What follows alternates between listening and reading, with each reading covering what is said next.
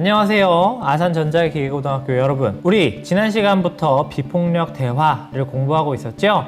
지난 시간에는 자칼의 대화와 기린의 대화에 대해서 다뤄봤는데 오늘은 그 중에 기린의 대화법, 비폭력 대화 방법을 공부하는 두 번째 시간이라고 할 수 있습니다. 자, 학습 목표는 지난 시간과 같죠? 자, 우리가 지금 이 수업을 공부하고 있는 이유는 나의 의사소통 방법을, 평소 의사소통 방법을 한번 점검해 보는 것. 두 번째는 공감적 의사소통을 어떻게 하는지 그 방법을 연습하는 것. 이 두 가지가 학습 목표라고 이야기했습니다. 그리고 오늘 할 것은 스텝 2, 기린의 언어 속으로 한 걸음 더 비폭력 대화 이해하기, 좀 더 구체적으로 비폭력 대화 방법을 알아보는 것이 이번 수업의 주제라고 할 수 있습니다. 비폭력 대화 방법에는요, 4가지 단계가 있습니다. 선생님이 지난 시간에 비폭력 대화에는 2가지 요소가 있다고 했죠. 상대방의 말을 비폭력적으로 듣는 것, 그리고 내가 상대방에게 비폭력적으로 말하는 것, 말하기와 듣기, 이 2가지가 있다고 했는데요. 자, 그래서 4단계도 똑같이 말하기 4단계, 듣기 4단계가 있습니다. 자, 이 4단계를 비폭력 대화에서는요, 뭐라고 줄여서 얘기하냐면 관느욕부라고 4자로 줄여서 이야기합니다.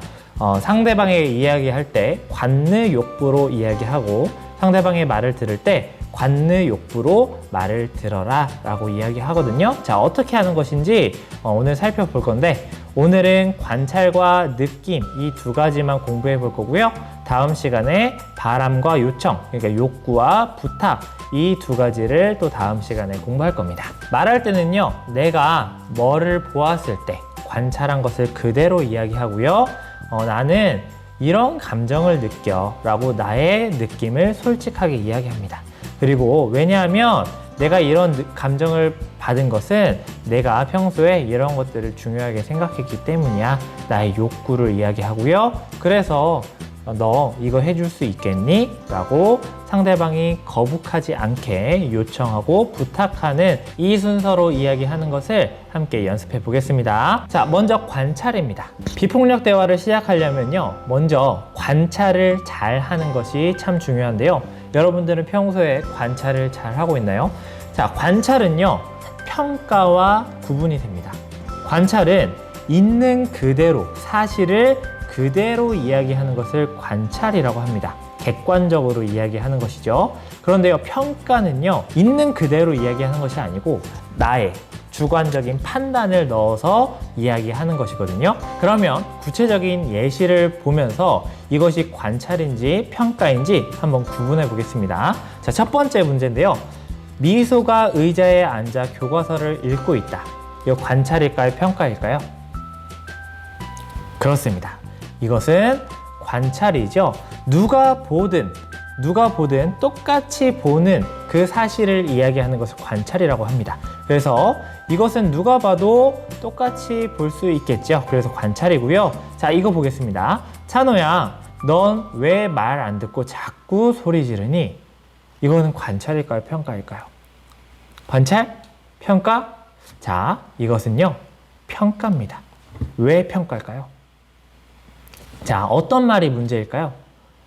바로 이 자꾸라는 말이 문제가 됩니다. 여러분들 엄마한테, 아빠한테, 선생님한테 이런 말 들어봤을 겁니다. 넌 왜 맨날 이거 하니? 맨날, 자꾸 이런 말들을 하죠. 그러면 여러분들 그런 말을 들을 때 어떤 마음이 드나요? 아, 나 억울해. 나는 맨날 이러진 않는데, 안 그럴 때도 있었는데. 자, 이런 마음이 들죠? 자, 이렇게 자꾸, 맨날 이런 말에는요, 말하는 사람의 주관적인 판단이 들어가져 있습니다. 그래서 그런 말들을 들으면, 평가가 들어있는 말을 들으면요, 억울한 마음이 들어요. 슬픈 마음이 듭니다. 그래서 이런 말은 하지 않는 것이 좋습니다. 자, 평가는 하지 않고 있는 그대로 관찰을 하는 것이죠. 그러면 이 말을 어떻게 관찰로 바꾸면 될까요? 자, 이렇게 바꾸면 되겠죠. 찬우야, 너 지금 3번째 소리 지르고 있어. 이런 식으로 누가 봐도 객관적으로 볼 수 있는 그 사실을 이야기하는 것이 관찰입니다. 자, 이거 보겠습니다. 왜 너는 매번 과제를 제출할 때가 되어서야 참여하려고 하니? 너 너무 이기적인 거 아니야? 자, 이거 관찰일까요? 평가일까요? 그렇습니다. 평가입니다. 자, 이제 좀 감이 잡히나요? 자, 어떤 말이 문제가 될까요? 매번. 자, 이 말도 자꾸랑 똑같은 거죠? 자, 매번. 그리고 너 너무 이기적인 거 아니야? 자, 이기적이다. 이것도 말하는 사람의 주관적인 판단이 개입되어 있습니다. 그래서 여러분들이 모든 활동을 하는데 모든원에게 이 말을 듣는다면 또 억울한 감정이 들 겁니다. 그러면 문제가 해결되는 것이 아니고 갈등이 심화될 가능성이 많겠죠. 자, 마지막 보겠습니다. 우리 모둠에 들어오니 책상 위에는 우리가 썼던 색연필과 가위가 여기저기 흩어져 있었다. 이거 관찰일까요? 평가일까요? 맞습니다. 이거는 관찰이죠. 자, 1단계 관찰을 여러분들이 잘 하기 위해서는요, 주관적인 평가, 주관적인 판단을 최대한 배제하고 있는 그대로의 사실을 구체적으로 이야기해 주는 것이 중요합니다. 자, 두 번째는 느낌인데요. 자, 관느욕부였죠. 자, 관찰을 이야기하고요. 그 다음에는 그 상황에서 내가 느낀 감정을 솔직하게 이야기하면 됩니다. 그런데요, 자, 여기서 느낌과 구분해야 될 것이 있습니다. 자, 느낌과 해석, 나의 생각은 구분해야 합니다. 자, 이게 무슨 말인지 한번 봅시다. 자, 올해 교내 축구대회에서 우리 반이 최종 우승을 해서 정말 자랑스럽고 통쾌했어 라고 담임 선생님이 이야기했습니다. 자, 이거는 감정을 이야기한 걸까요? 느낌을 이야기한 걸까요? 아니면 생각을 이야기한 걸까요? 자, 자랑스럽고 통쾌하다. 이거는 감정을 나타내는 단어죠. 자, 이것은 느낌을 이야기한 겁니다.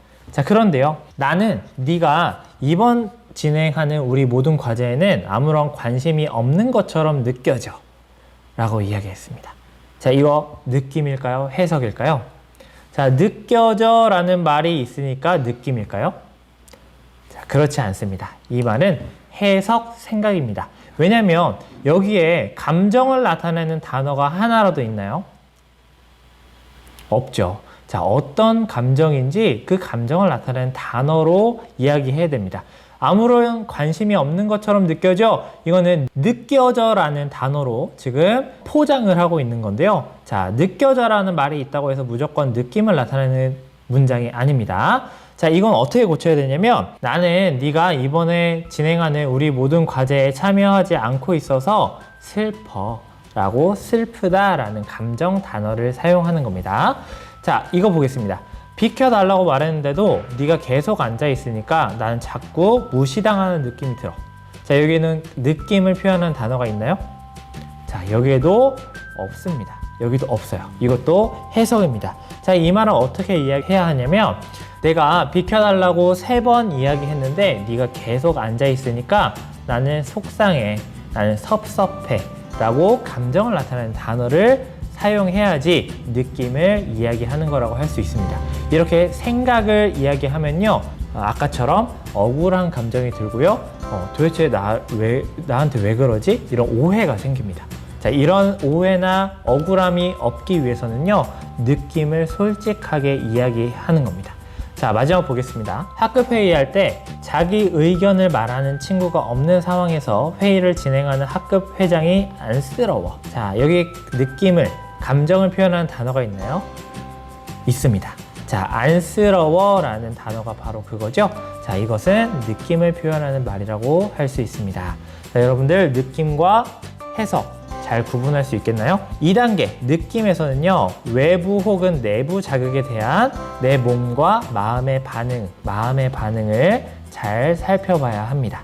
자, 이렇게 관찰, 느낌 이 두 가지 배웠거든요. 자, 느낌 목록이라는 것을 우리가 지난 시간에도 잠깐 공부를 했었는데요. 이것을 자주 보는 것이 좋습니다. 단어를요, 이 나의 감정과 관련된 단어를 그대로 읽고 찾아주는 것만으로도 나 스스로 굉장히 큰 위로가 되거든요.